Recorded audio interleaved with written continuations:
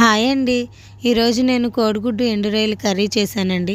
ముందుగా 3 ఎగ్స్ తీసుకుని బాయిల్ చేసేసుకుని పైన షెల్ తీసేసుకున్నానండి. తర్వాత స్టవ్ ఆన్ చేసుకుని పాన్ పెట్టుకుని 1 టేబుల్ స్పూన్ ఆయిల్ వేసుకున్నానండి. కొంచెం పసుపు, కొంచెం సాల్ట్ వేసుకుని ఎగ్స్ని 3 సైడ్స్ కొంచెం ఘాట్లు పెట్టుకున్నానండి. ఫ్రై చేసుకుని పక్కన పెట్టేసుకున్నాను.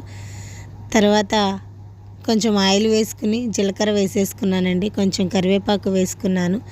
కట్ చేసుకున్న ఆనియన్స్ని కూడా వేసేసుకుని ఫ్రై చేసుకుంటున్నానండి. ఆనియన్స్ త్వరగా ఫ్రై అవ్వాలంటే సాల్ట్ వేసుకోవాలండి. సాల్ట్ వేసుకుని బాగా ఫ్రై చేసుకుంటున్నానండి.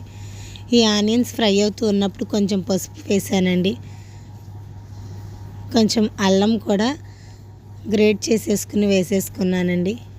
దీనిలోకి నేను ఇంగువ కూడా వేసుకున్నానండి. ఇంగువ ఫ్లేవర్ చాలా బాగుంటుందండి. దీనిలోకి వేసేసుకున్నాను.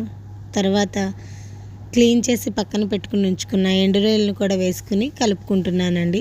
ఎండు రొయ్యలు కలుపుకున్న తర్వాత 2 టేబుల్ స్పూన్స్ కారం కూడా వేసేసుకున్నానండి. వేసుకుని ఒకసారి కలిపేసేసుకుంటున్నాను.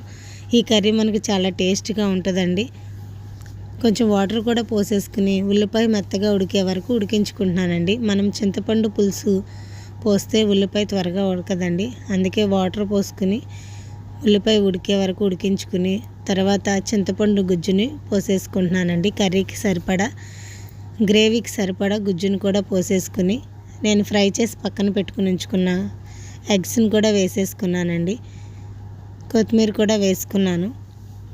ఒక 10 మినిట్స్ ఉడికించుకుంటున్నానండి. ఎంతో టేస్టీ అయిన కోడిగుడ్డు ఎండు రొయ్యల కర్రీ రెడీ. నచ్చితే లైక్ చేయండి, షేర్ చేయండి, సబ్స్క్రైబ్ చేయండి. Thank you for watching.